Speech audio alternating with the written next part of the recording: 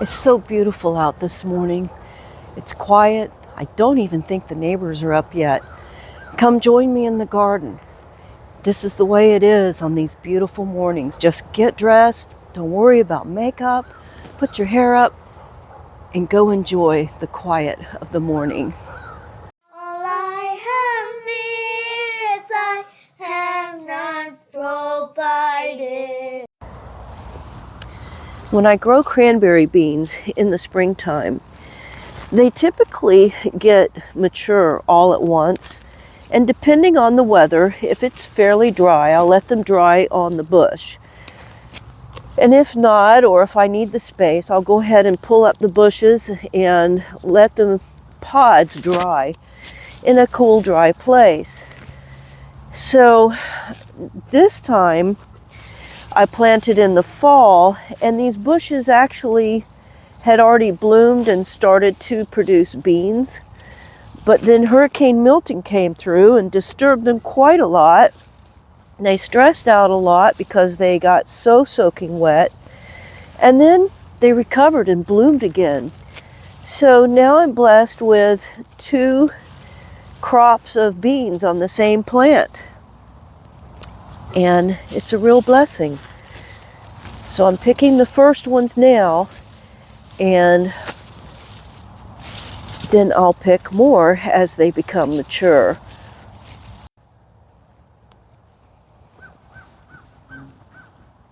So I'm inspecting the leaves to see if I can find the worm. You see these little dots? That's evidence that there's a worm in here somewhere. I think I found it right there's one. Now, these have been doing quite well this fall without interference with any worms. That's a nice sized squash. The squash plants are so beautiful, so much more healthy than when they grow in the springtime. There's so many challenges in the springtime, such as powdery mildew and moths that lay eggs that turn into caterpillars that eat right through the stalks and then kill the whole plant. But I'm not seeing very much insect damage, no downy mildew. So fall is a great time to grow squash here in Central Florida. This is yellow zucchini.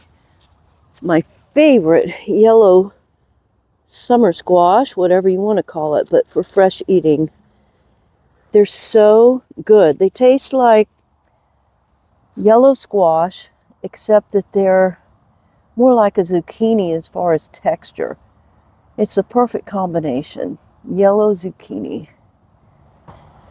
And this is arugula. I'm going to go ahead and thin it out and use some of the leaves in our salad. I don't like arugula by itself. It's just too spicy.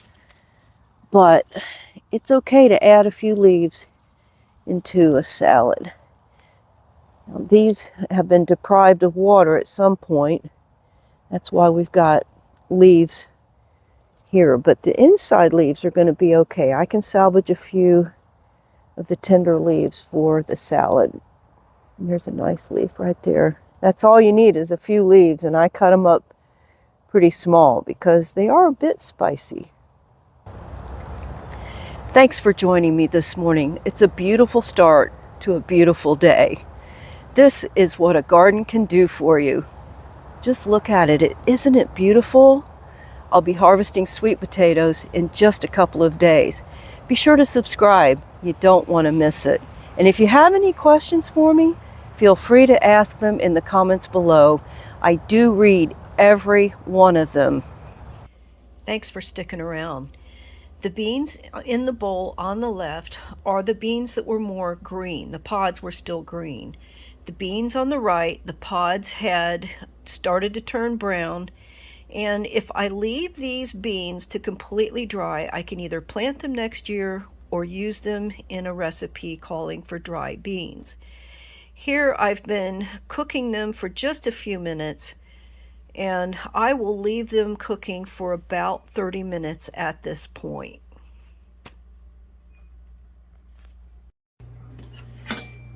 They've been cooking for an hour. Now, they were technically tender at 30 minutes, but you see how they've started to split? I like my beans really, really done. So at the 30-minute mark, I added a little more water and I added salt at that point. And they smell amazing. Nothing else is needed, just salt and beans. Now that's a perfect lunch. Homegrown beans and cornbread made from corn that I ground myself. And I like a little bit of maple syrup on the side with my cornbread. Makes it so good. Great is thy faithfulness, Lord, unto me.